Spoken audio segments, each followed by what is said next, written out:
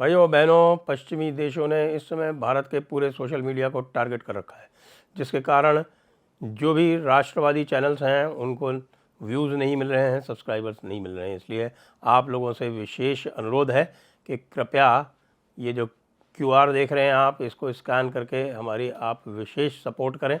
साथ में हमारे जो सब्सक्रिप्शन प्लान है जिसके माध्यम से हम राष्ट्रीय नैरेटिव फंड बना रहे हैं, उसमें भी कृपया योगदान करें। हमारा इस महीने का लक्ष्य 5 लाख रुपए है, जिसको प्राप्त करने में कृपया आप हमारी सहायता करें। नमस्ते, मैं हूं संजय दीक्षित और आप देख रहे हैं दी जयपुर डायलॉग्स। तो आज आप सुनेंगे संजय दीक्षित के प्रेडिक्शंस, और वो प्रेडिक्शंस जो हैं वो बहुत ही, जिसको हम कह सकते हैं, ओवरऑल पर्सपेक्टिव में है, क्योंकि वर्ल्ड वॉर 3 का अब एक निश्चित खतरा है। और साथ में मेरा प्रेडिक्शन ये है कि वर्ल्ड वॉर 3 का खतरा तो रहेगा, लेकिन चूंकि मोदी 3.0 अब निश्चित हो गया है, इसलिए वो टलेगा। आइए इस बात को समझते हैं।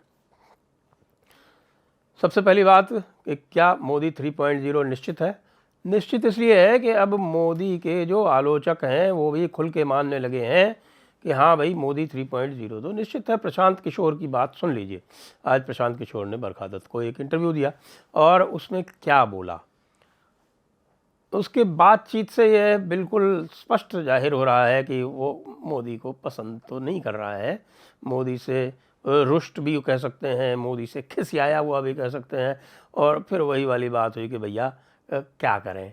और उसके बाद फिर जो है ना, जैसे हमारे भारत में एक रिवाज है, वो कहते हैं भैया कोई न होए हमें कहानी, चेरी छाड़ी ने कि हुई हूँ रानी।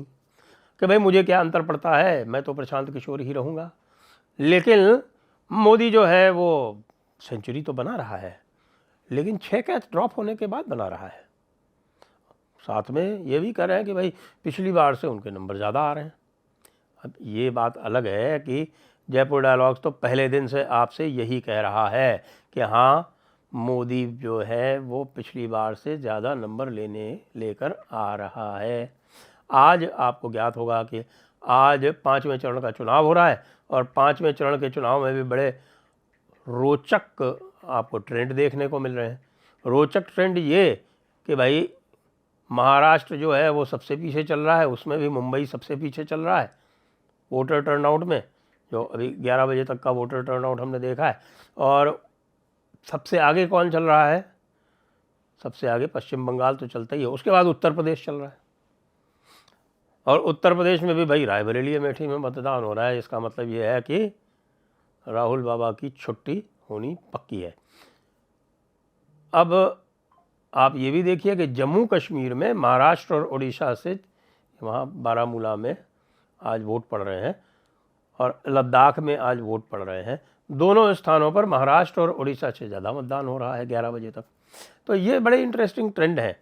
अब प्रशांत किशोर ने साफ साफ आज बोल ही दिया, आज तो नंबर्स भी दे दिए। पहले तो नंबर्स नहीं दे रहे थे, आज तो पूरे नंबर भी दे दिए। कह दिए कि भाई देखिए, पिछली बार से तो ज़्यादा नंबर आएंगे, इम्प्रूव्ड होंगे। लेकिन कि ब्रांड मोदी जो है वो कमज़ोर पड़ गया है। अब आप ये मत सोचिएगा कि भाई ये जो विरोधाभास है ये कैसे हो सकता है कि ब्रांड मोदी तो कमज़ोर पड़ गया है, नंबर पहले से ज़्यादा आ रहे हैं।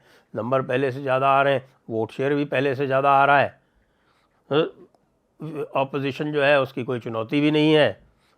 प्रकारांतर से ये भी कह दिया कि भाई ऑपोजिशन वाले जो हैं वो बकवास कर रहे हैं। विशेषकर से राहुल गांधी जो है, उनके पास कोई किसी भी प्रकार का कोई ना तो नया आइडिया है, ना वो कोई भी ऐसी बात कर पा रहे हैं। जो भी लेके चले हैं जाति जनगणना इत्यादि, वो उनका मूल, जिसको हम कह सकते हैं कि उनका मूल नैरेटिव नहीं है।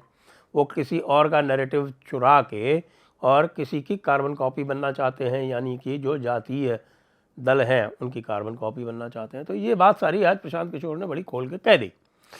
और उनका जो स्वयं का जो डेस्परेशन है, जो उनका स्वयं का फ्रस्ट्रेशन है, वो भी दिख दिया। ये भी कह दिया कि भाई बिहार में कोई मेजर लॉस नहीं आ रहा है, 17 सीटें आ रही हैं भाजपा की। ये भी कह दिया कि भाई उत्तर प्रदेश में पहले से ज़्यादा आ रही हैं। मैक्सिमम 5 सीट का लॉस हो सकता है राजस्थान में, लेकिन वो उड़ीसा में मेकअप हो जाएगा। ये सब बातें कह के प्रशांत किशोर ने ये भी कह दिया कि हाँ भाई, पहले से ज़्यादा सीटें आएंगी। और ये भी कह दिया कि ये आप देखिए कि शुरू में जब 400 सीटों की बात वो ज़्यादा कर रहे थे तो इसका अर्थ ये था कि भाई मोदी जी को आप पहचानिए कि मोदी जी जब कॉशस होते हैं तो वो ज़्यादा ख़तरनाक होते हैं, ज़्यादा मेहनत करते हैं और ज़्यादा काम करते हैं, और जब वो कॉन्फिडेंट होते हैं तब उनको आप टेक डाउन कर सकते हैं। तो जो पहले जो 400 सीट की जब बात कर रहे थे उसका अर्थ ये था कि भाई वो नर्वस थे, इसलिए वो 400 सीट की बात कर रहे थे। लेकिन दूसरी जैसे ही पहला चरण निकला, दूसरा चरण निकला और उनको यह ज्ञात हो गया कि वो जीत रहे हैं, तो आपने देखा कि उन्होंने 400 वाला पॉइंट ड्रॉप कर दिया। मतलब पूरा का पूरा नैरेटिव यहाँ पे ये बना के चल रहे हैं प्रशांत किशोर कि भाई मोदी तो आने वाला ही है, यानी कि आएगा तो मोदी ही। और ये बात जो है आपने जितने भी जयपुर डायलॉग्स के अभी तक जितने भी आपने विश्लेषण सुने हैं, आज फिर हम रात में 10 बजे पूरा विश्लेषण करेंगे। और हमारे वही जो हमारा पैनल है ओंकार चौधरी जी, अभिषेक तिवारी और वरुण उपासनी के साथ आज हम विश्लेषण करेंगे। लेकिन जो मुख्य बात यह है कि आएगा तो मोदी ही से जो सबसे बड़ा जो लाभ होने वाला है वो क्या होगा। लाभ की बात बहुत सारी की, जो इंफ्रास्ट्रक्चर की बात है उसकी बात की। कल हमने आपको ये भी बताया था, कल बल्कि आज सवेरे हमने आपको ये बताया था कि क्या क्या प्रेडिक्शंस मोदी ने किए हैं। उसमें से एक प्रेडिक्शन मैं बताना भूल गया था, और वो प्रेडिक्शन और भी महत्वपूर्ण है। जो कोई भी लोग जो हैं वो बाहर भाग रहे हैं पागलों की तरह, उनको ये बता दें कि मोदी ने यह बताया है कि वो सिंगापुर की तरह का हमारे पास एक 1300 आइलैंड, उन्होंने सर्वे करके पता किया है कि हमारे पास 1300 द्वीप हैं, उनमें से बहुत सारे जो हैं वो सिंगापुर के बराबर या उससे बड़े हैं। तो उनमें से एक को सिंगापुर की तरह विकसित किया जाएगा। यानी आप ये समझ लीजिए कि आपको एक फ्री सिटी सिंगापुर जैसा उस तरह का आपको एक मिलने वाला है।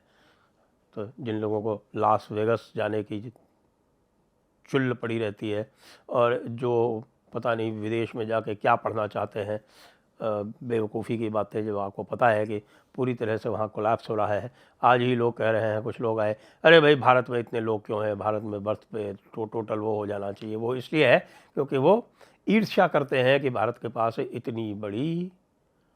इतनी बड़ी मानव संपदा है।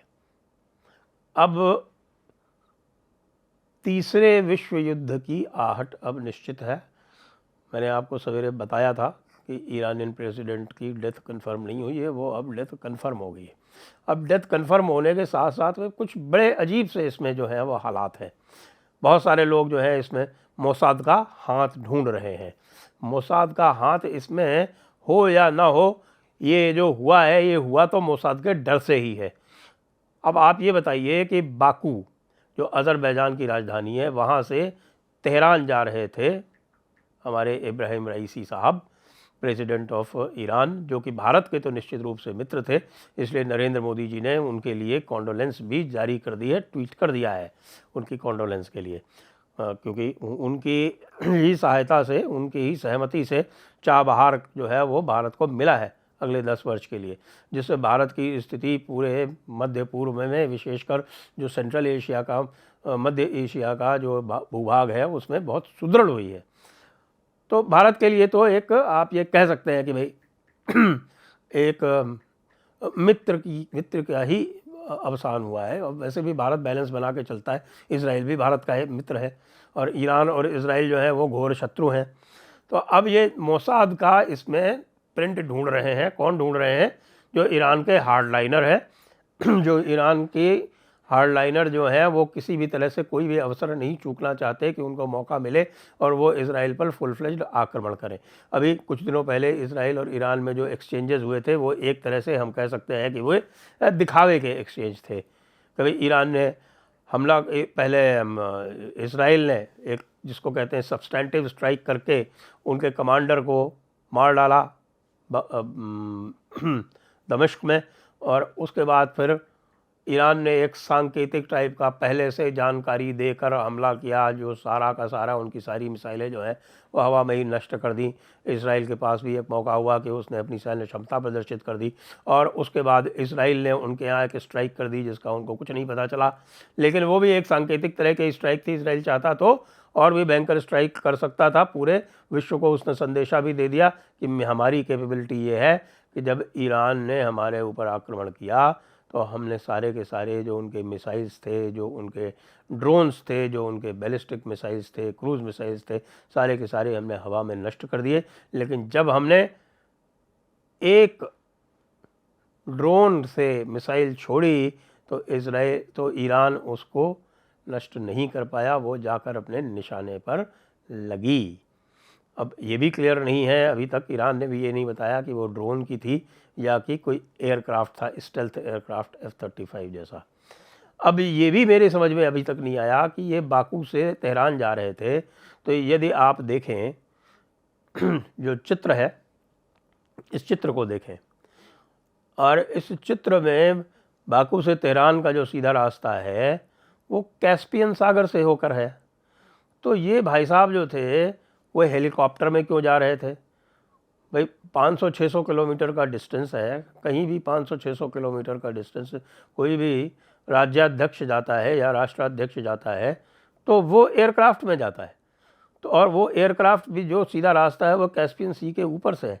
वो कैस्पियन सी के ऊपर से ना जाके वो एक हेलीकॉप्टर में लो लेवल फ्लाइंग कर रहे थे और वहाँ जो अज़रबैजान और तेहरान के बीच में जो पर्वत श्रृंखला है उसमें एक माउंटेन टॉप से जा टकराए। बताते हैं उस समय वहाँ पर फॉग था, अब उनका कोई इंस्ट्रूमेंट मेल फंक्शन कर गया, एल्टीट्यूड उनको पता नहीं चली। लेकिन ये सब मूर्खता की ज़रूरत क्या थी इतनी लो लेवल फ्लाइंग करने की?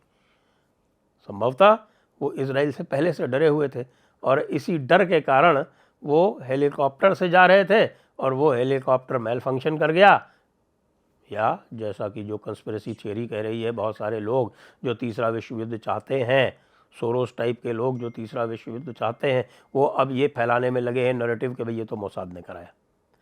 लेकिन 4 तारीख को जैसे ही मोदी 3.0 स्पष्ट हो जाएगा तो मैं आपको स्पष्ट बता दूं कि मोदी जो है वो सफलतापूर्वक इस तीसरे विश्व युद्ध को भी टाल देंगे।